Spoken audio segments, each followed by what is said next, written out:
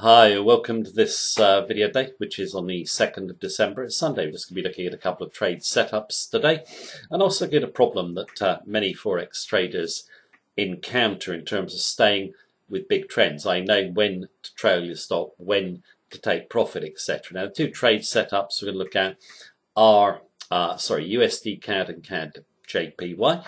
And just going to go through, how to stay with trends. And in terms recently in the markets, we have had a lot of noise within trends. Now, the trend is actually there, but you get a lot of spiky action, choppy action, and a lot of traders get frustrated when they get stopped out continually too soon and the trade goes back the way they thought. So I'm just going to go through some reflections on how to get over that problem when we go to the trade setups. Now, in terms of charts, we're going to go and take a look at them now, but just please do keep in mind it is my view at this moment in time.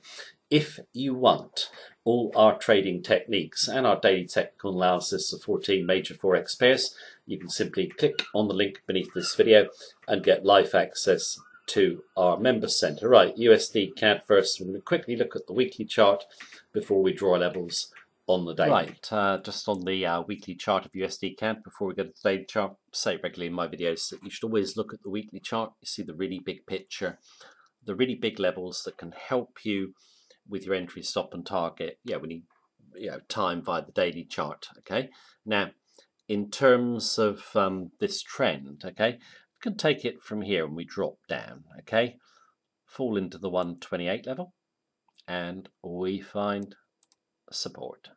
Nice bullish candle off a round number, and then we work our way to the upside. Okay, just one red candle. It's in a fairly choppy fashion though. Okay, now in terms of where is the key level of support? Well, the key level of support for us is 132 now. So I just draw a trajectory in. Okay, the reason this level is support is pretty obvious, I think. Here we have a few candle tails that tried to get through and kind of fail. Okay, then what you get is this body gets through. Okay, can't hold, it comes back beneath. Yeah, but then you get one body that goes through.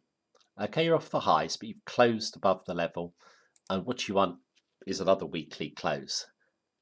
We come to the 132 level, test it and finish nice and blue near the high. So I think that 132 level now is going to hold pullbacks. Now, in terms of target, just really, this is from sentiment as it was in my last video. The view hasn't changed.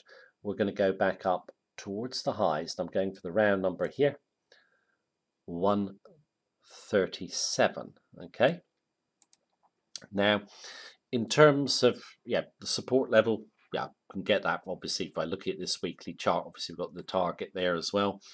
Where would you enter it? You could obviously enter on a pullback. You've got double top there, another couple of candles there, not too far away. How would you play this trade if you were bullish of it like us? Let's go to the daily chart and look at some levels.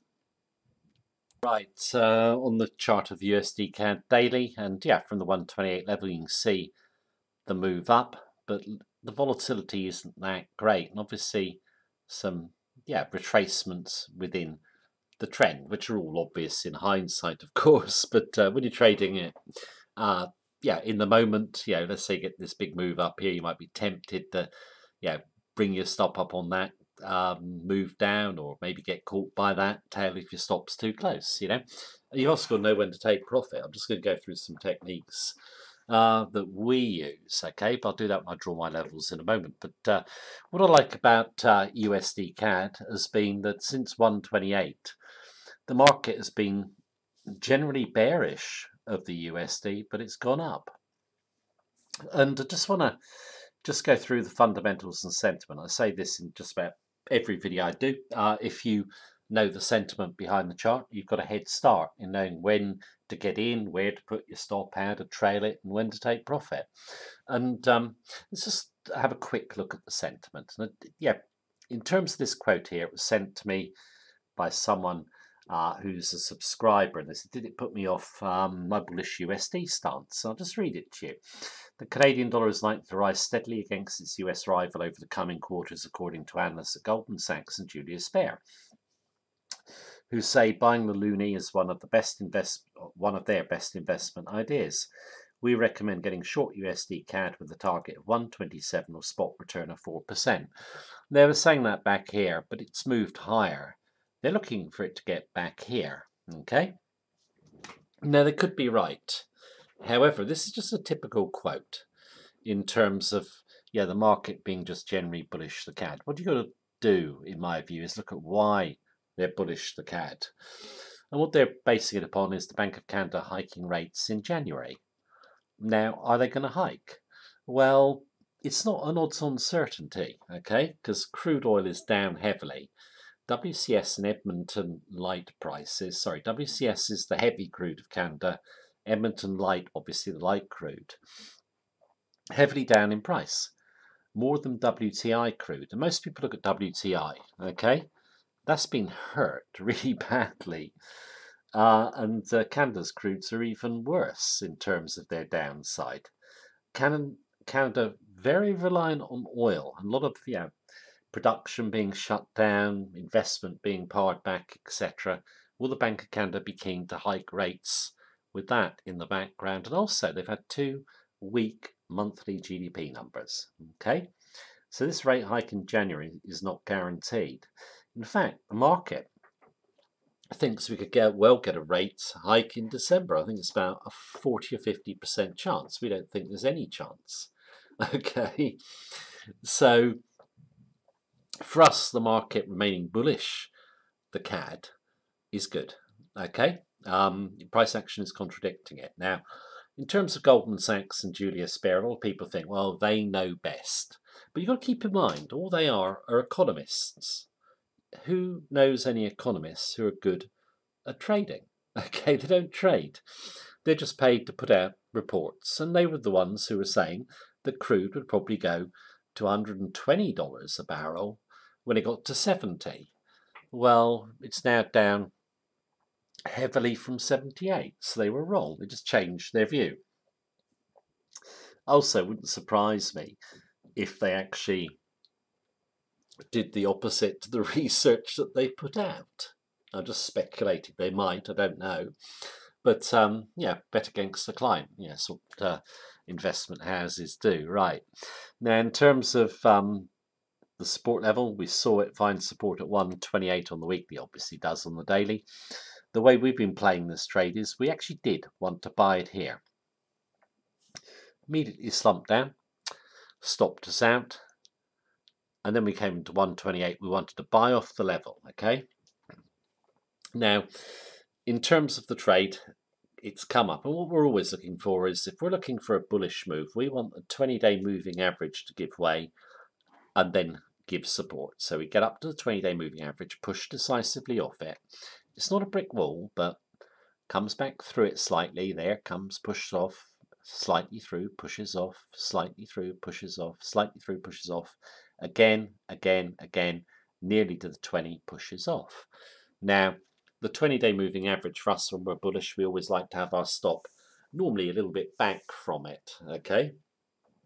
Now, in terms of this trade, although we've been bullish since 128, we did get caught on stop on one trade. I'll tell you how we took partial profits in this trend as well. In terms of we've got that nice move up, still held, okay? The candle tail that caught me was that one there. Okay, so I got stopped out by a few pips. In hindsight, I should have my stop back behind that tail, but that's hindsight. All charts look easy in hindsight.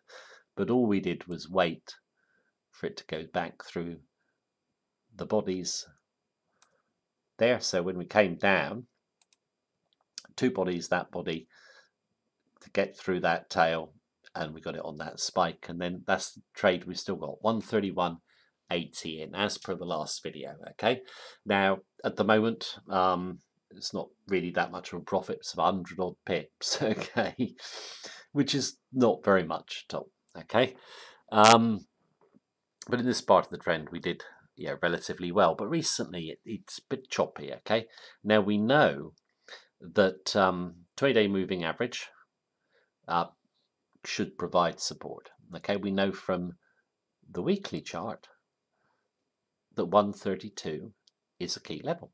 Okay, so the stop for us is behind the level. It's actually at 131.80. Okay, it nearly got touched on stop here. I think missed it by 6 pips, but that makes up for getting taken out on that one. And now we've moved higher. Now, in terms of I could draw trajectory in as well. Sorry, if I get 2 trend lines, I always like it. So there you go. You've got 2 trend lines there providing support with the 20. So you know where the support is, okay? Now, in terms of, you don't want to trail your stop too quickly, as I've said, but you've always got that problem of giving back profit. So regular viewers will know this. The way we like to do it is we like to take partial profit. So here, in this big blue, we've got enough profit. We'll take half. As she goes back to the 20, we'll wait for it to come back through, put it back in at a better price, okay? And then she'll move to the upside. Now, when I did the last video, it was on this candle here, the blue. We were saying if it went through 132, it looks like a buy. Well, she does go through 132, but it's the biggest blue candle on the chart, okay? And she doesn't really get past what we would call round number turbulence at 133. We normally want it 30 pips past the round number. The fact it's stalled makes us a little bit weary that we could have a retracement, okay? So what we'll do is we'll take 50% of our positioning, and on that trade we made 115 pips, so we got that banked, and then put our stop to break even, which is behind the 20-day moving average, and then see what happens. Well, she did come down. If we're stopped out, we're only going to have 115 pips divided by 2, aren't we? Which is about 55 after the spread. But it's something, okay? And we've always got the opportunity to put the trade back in, which we did, 132.40. So we get a better entry price, and we've basically seen support hold. Obviously, if we didn't pull back, we'd have looked for clearance of the round number, 133.30. Okay, that's the way we do it. Okay, so we'd got a slightly worse price coming in on continuation, but the odds would have been, in our view, heavily in our favour. Okay, so you can do it either way, but taking the partial profits in these sorts of markets is a good idea. Now, in terms of how much is enough, well, in the majors recently, if you get 100, 150 pips, I would say bank half, okay? Because the majors haven't been very volatile recently. Yeah, I did Euro USD as a trade setup yesterday. You can go and look at that one. But, in some of the minors, it's going to be more because they're more volatile. So it might be 200 pips or whatever. You've got to look at the volatility of the chart. You can obviously use, I'll do a video on it, average true range, to help you calculate when to bring in a profit. I don't do it in that way. I just do it by looking at the chart. Now, in terms of what we've got, spike up there, failure, spike up there, comes back, another failure. Well, you know you've got support at the 132 level, so you've got to see if that holds, okay? And if it does, you can just come off the level. If you're not in this trade already, don't just assume it's going to hold. Buy off the level, okay? Because you haven't got any profit behind you, okay? It's always good, of course, to have profit behind you, but I think there's a lot of profit potential, possibly in this trade for fresh trades. So you need to see if this 132 level can hold. If it breaks, then you basically would wait to see if it got back above 132. But what about coming in on strength? You've got obviously those two tails keep trying to get past and haven't quite managed it. I wouldn't wait for this tail to give way, that one to give way, okay? 133.30 would do it in my view, and then you know that the profit target from the weekly chart is 137. So you're risking about 150 pips, but you got 400 pips potential, possibly. Now, what about these two tails over here? I don't really consider them that significant because they're too far away. And in terms of resistance, it's not tails that are so important for me. If they were bodies there, then I would find them much more valid. There is a round number there, though. What you could do is, I'd say it frequently. Obviously, I'm doing this right now. I don't exactly know what's going to happen, but just see how prices move if they do break up. Or sorry, not break up, break out. If they start to really pick up momentum, or yeah, sorry, if price starts to pick up momentum to the upside, then that's fine. Okay. Now, in terms of this chart, I think it's a pretty typical one of what traders have faced in the majors. You want higher volatility, really. You want more follow through, but you're not getting it. And you don't trade a stop up too quickly on your full position because you get bumped out the trade too soon, and then it goes back the way you thought. But taking partial profits, I just think is a really good idea. But I know I say that a lot, but it is. So USD CAD, we're bullish longer term. Obviously, we do have the Bank of Canada coming up. I'll be a little bit more weary as we come into that meeting. We'll see how things go. You can obviously follow this one in our member centre, but it's been an okay trend. Okay, it hasn't been a good one. Okay, because not enough volatility, too much in terms of pullbacks. But as Forex traders, that's what we have to cope with. We've made reasonable profits since the 128 level. And hopefully we'll get a little bit more out of the trade. Now let's have a look at the next trade setup, which is going to be CAD JPY. On the CAD JPY daily chart, I'm not going to do the weekly chart in this video. I'll just give you the weekly levels we're looking for on the downside, and we're looking for a big move down. Okay, now just in terms of, done a few videos on this, but just for new viewers, when we got up here to 89, okay, we were very keen to sell, get an accelerated price move up and a stall at a round number, also weekly resistance level. We just want to come off the round number, so come through those two bodies there, clear the round number. In at 88.60, then we're looking for the 20-day to give way. She gives way decisively. Okay, so when you're down here, you got 260 pips profit. Next day, what do? She comes back up a bit. You can take 50% in. Okay, so what we did, and then we knew that 87 was another key level. And that is the level we've been watching for the last few weeks, 87. So you can take some profit in, and then maybe get 100 pips extra on your bank to trade. When you put it back in, it goes down to 85 and then reverses again. Now you could again take profit partial here. On this one here, and this is the difference between doing it in real time and in hindsight, I didn't. I waited until the 20-day gave way and I took half in. Okay?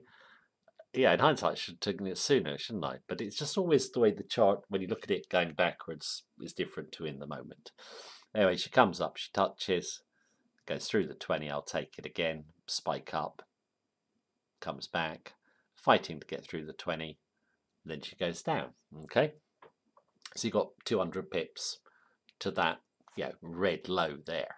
Okay, so again you could bank 50 if you wished. Okay, so if you keep doing that, and if you want to stay with a long-term trend, always do it and keep your eye on the 20-day moving average, and also in this instance we're keeping our eye on the key weekly resistance, which for the last few weeks has been 87. Okay, last week I did a video on the CAD JPY when it was around the 20, and I said for fresh positions to sell. Now you wouldn't have much profit, so would it be worth the 50-50 bank? Probably not. Okay, she has come back up to the 20-day moving average, but it's not much of a move, is it? Now if I draw trajectory in, that lines up with the 20. 86 round number should provide resistance, but You can always go slightly through a round number, and you've got three, well, you've got two tails, two bodies, just above 86 within what I would call round number turbulence. So the stop is back behind that level now for us. What about if you wanted to come into this trade fresh? How would you play it? Get rid of the next round number. Okay, so make sure it's cleared out. You can see the two bodies there. 30 pips through it. See if she runs stop back behind this level.